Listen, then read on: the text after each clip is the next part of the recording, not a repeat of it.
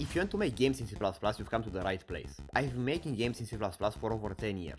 So in this video, I will give you the exact roadmap you need to follow if you also want to make your own games. We will cover everything from coding to art and even publishing on Steam. Of course, you can't learn this in 15 minutes, so think of this video as a roadmap.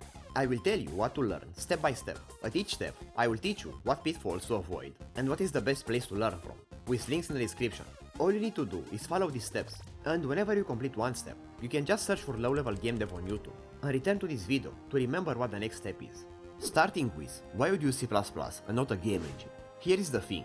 There are ups and downs, but the real reason I make games in C++ and not in Unity is because it's just more fun for me. It just feels weird to spend time dragging entities around in the editor just to make a level, when in C++ you just make a matrix and make a for loop to draw the tiles. I wanted to write code, not learn how to use technologies made by others. And if this also sounds fun to you, that's what you should do. Ignore what people are saying online. You don't need a game engine to make a game. You can do whatever you want. And making a game in C++ is not nearly as hard as people say it is. Some people might use a higher level language, like C#, that manages memory for you, but I honestly don't think those help you. If you use C# or Java, you actually need to be careful with memory at all times, because their garbage collector can heavily lag the game. Whereas in C++, I almost never think about memory management, but we will get there. Step 1. Learn the language. You obviously need to learn C++ well before you can make a game in it. The most common pitfall here is that people overthink this step too much. All beginner tutorials are the same, including paid ones. All you have to do is use any C++ tutorial that you like and learn some basic C++ things in order to move to step 2. Now, in order for you to code, you also need a code editor. For Windows, I recommend Visual Studio.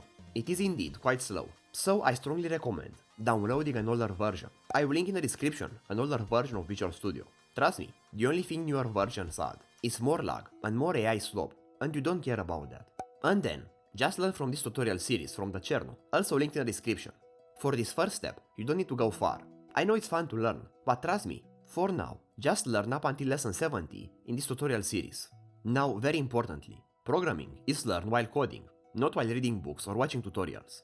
You have to code along with these tutorials, and also code on your own. I heavily discourage you from reading programming books. With books, people are just used to sitting with them and absorbing the information, but with programming, you need to write code, not just consume information. Also, books deliver information slower than videos, and some of them just encourage you to use features that are just bad. You don't need to learn advanced C++ topics. In fact, I don't use advanced C++ features myself, and look at the games I make. All you need for step 1 is in these first 70 lessons, but make sure you also code along.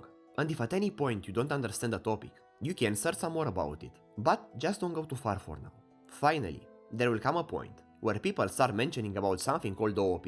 Stay away from it like the plague. Trust me for now, you will thank me later. But now that you know some basic C++ things, we can move into step 2, making projects.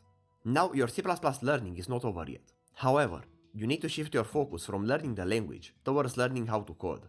People think that learning a programming language is the same thing as learning how to code, but that is absolutely not true. The only way you can become good at coding is by coding, so now it's time to code. Trust me, you don't need fancy language features to make a game. In fact, most of them will just make your code harder to understand. And don't worry, you will keep learning new C++ features, but you need to shift your focus to making projects. So if this isn't clear by now, it's time you write some of your own things in the console. Try to make a game in the console. I will recommend this channel that has some super cool tutorials for games in the console. They should be easy to follow. To complete this step, you should be able to make some programs in C++ on your own. And now it's time to get into step 3, making your first actual game. Here many people get stuck because they made things in the console so far. But to make graphical applications in C++, you need a graphics library. This will allow you to draw to the screen and make a game. Adding a library in your project is called linking, and linking in C++ to other libraries is a horrible and hard process where most beginners get stuck. I have a solution to this problem, and I don't know why, but it seems like I'm the only one on YouTube who speaks about it. And it is to just download my setup that already has the library linked and use it like this. No more linking required. I know people will say that you need to understand how linking works to use the library, but that's not true. Just because you need to link to that library to use it, doesn't mean you need to learn that first. It's like saying you need to understand how binary code works before you learn C++. You need to learn how to walk before you learn how to run, and in this case, running is learning how to link to libraries. So we will learn that later.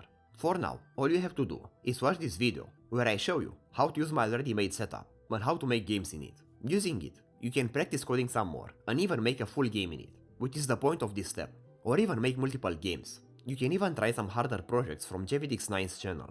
If you want extra help, you can also check out my course with the first link in the description, where I show you step by step how I code a game. If you like how I teach stuff, this course will teach you good coding practices, how to structure code, and you will basically know how to make a full game by the end of it. It also comes with a lot of challenges and bonuses. So you don't just watch information, you actually have to code yourself along with the course, so you really evolve. Check the first link in the description, and it might have a special discount. In order to finish this step, I want you to have a decent sized game. Just like I do in my course, I recommend you to make a Terraria clone, because it's easy to start, but it also has hard parts. Just make sure you challenge yourself, and whenever you get stuck, just search online. For example, collisions are hard, but you can just search online how to implement collisions for games in C++. Step 3.5. How to manage memory in C++. As I promised, memory management in C++ is easy for game dev, but that's because you do it in a specific way, so watch this video to get all the information you need. Now you can move to step 4, learning how to link libraries. Remember that thing I told you to skip in step 3? Now it's time we learn it. Now, I know what I'm about to say sounds like a greedy YouTuber, but hopefully you can see that I'm not trying to just get views here. I recommended you other YouTube channels, and I'll recommend you some more by the end of the video, because they are very good.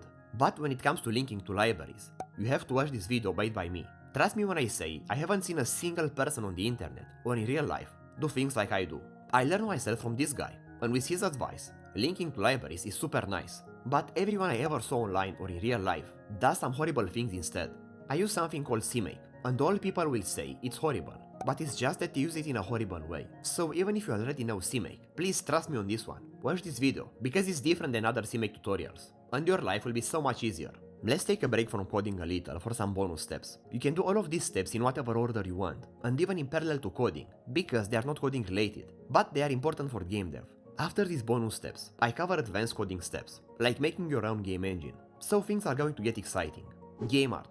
If you don't make your own art, you will probably struggle with this a lot, because it's hard to find good looking art for your exact needs. In this game, for example, I needed enemy sprites to have animations for all directions, and they should all have a similar art style. So it's quite hard to find exactly what you need online, and for free. I usually search for game assets on itch.io, and sometimes on Google Images directly. But even if you don't plan on making your own art, you need to know how to do some basic editing for your assets. Because you will be downloading random assets from multiple places, you will need to edit them a little, so you can use them in your game. You might want to move items around, or remove or add items, or reorder them. And besides that, if you know how to edit sprites a little, you can also make your own. Starting from this dirt block, I can easily create some snow, just by manipulating the colors. This is how Minecraft textures were made, so you can check out this video. Now for pixel art, many people use Sprite, but I just happen to use Photopea. It's basically Photoshop, but free, and runs in your browser. And get this, it runs better than Photoshop, while being 100% in your browser. So give this a go with any Photoshop tutorial you find online. Now if you want to publish the game, you will need to have super good art. In fact, it's probably more important than the game itself, so consider paying someone to do the art for you. Now for 3D models, it's quite the same thing. I usually search for models on Google, and they will get me to websites like Sketchfab, and to edit them yourself, you can learn something like Blender, or Blockbench to make some simple 3D models yourself. For music and sounds, again, just search for some free assets, and if you ever plan to publish your game, you might consider paying someone to help. For this, I can recommend my friend that also made the music and sounds for my Minecraft-like game. I bet you didn't expect this, but game design is not something you do randomly. If you want to publish a game, you need to spend time learning game design. It includes things like game rules, how enemies behave, how to heal in the game, and how the levels are built. And trust me, there is more science into this thing than you imagine. I could make a 10-minute video just explaining why in the Binding of Isaac you have bombs, keys, and why it's hard to heal. This is the first level for my Steam game, and I literally remade it like 5 times before I got to the final version. Game design is hard, and your game will not be good if you don't learn this topic. So to learn it, you just have to watch videos from this channel and you'll learn plenty about it. Finally, before we talk about advanced coding topics, let's talk about publishing your game. I want you to promise me something. Whenever you make a project, you have to place it somewhere like GitHub, so people can see it. Or if you have a working game, publish it on itch.io. I don't care if you think it's horrible, or if the code is ugly. This is not school where people bully you for no reason. Other people are actually happy to see your projects. One time, someone from my Discord server told me that he made a Minecraft clone in C++, but he deleted the entire project because he didn't like how it turned out.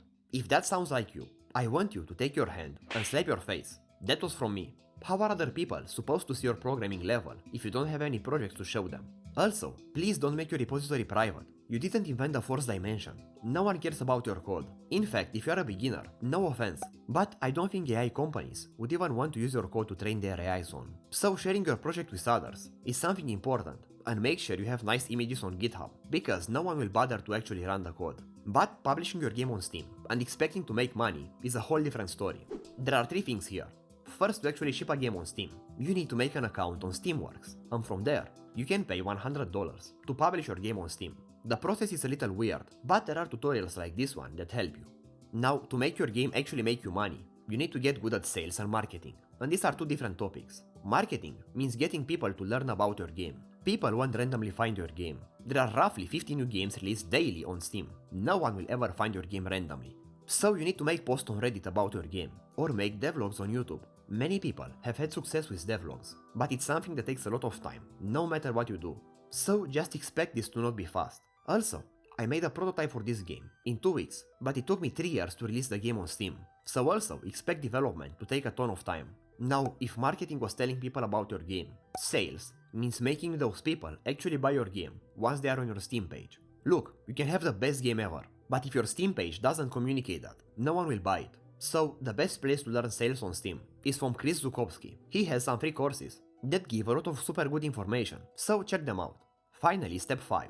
Advanced game development. Many of you might want to learn how to do 3D stuff and game engines from scratch, or an advanced game. First of all, you need to learn how to handle large code bases, and most people simply give bad advice here. This is a topic that you simply cannot learn from others. You need to learn it by coding yourself, by making projects. So my tips here are to stay away from OOP, stay away from design patterns, and not over-engineer your code. Keep your code simple and move one small step at a time. And to get some guidance, I recommend watching some videos by Casey Muratori, like the Handmade Hero series. His videos are indeed quite long, but you learn a ton of stuff, so definitely check him out. Now, in order to learn 3D programming, you need to learn a graphics API. This will allow you to talk to the GPU basically.